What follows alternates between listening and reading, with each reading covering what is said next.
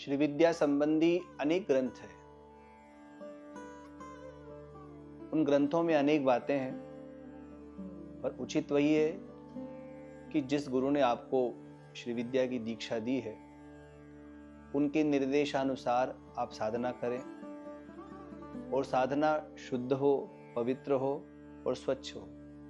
साधक को साधना काल में स्वच्छता का विशेष ध्यान रखना चाहिए। वैसे भी अपनी जीवनचर्या में स्वच्छता का विशेष ध्यान रखना चाहिए। आप स्वच्छ रहें, पवित्र रहें और शुद्धता का विशेष ध्यान रखें। साधना करते समय अशुद्धि नहीं होना चाहिए। साधना की जो विधाएं हैं, विधियां हैं, उनका पालन हमें करना चाहिए।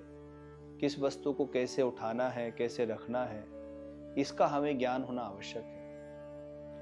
यद्यपि ये गौणी माना जाता है, पर प्रारंभ में अंतःकरण को शुद्ध से करने से पहले आपका अंतःकरण शुद्ध हो, उससे पूर्व आपका व्यवहार शुद्ध होना चाहिए, आपका आचार शुद्ध होना चाहिए। जब आपका आचार शुद्ध होगा तो आपका विचार शुद्ध होगा। इसलिए शरीर शुद्धि के साथ साथ आपकी साधना में शुद्धि और फिर आचार की शुद्धि, आचार माने व्यवहार, और उसके बाद में फिर आपका विचार शुद्ध हो और शुद्ध विचार से आपके अंदर भगवती जगदम्बा के प्रति, राजराजेश्वरी श्री विद्या के प्रति प्रेम का उदय होगा, भक्ति का उदय होगा और वो अवस्था आपकी बनने लगेगी जिस अवस्था के लिए अनेक देवता भी लालायित रहते हैं, तड़पते हैं कि हम कब इस अवस्था में जाएंगे और कब माता का हमको दर्शन होगा।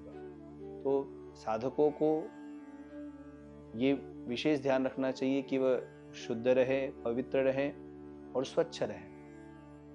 और श्री विद्या में कहीं भी किसी प्रकार से पंचमकार आदि के सेवन की विधाएं नहीं है। कहीं हमें तो अभी तक प्राप्त नहीं हुई, यदि कहीं होगी भी तो उसका हम खंडन नहीं कर रहे हैं, पर हम ये कहेंगे कि आप शुद्ध और पवित्र साधना का ही आश्रय लीजिए।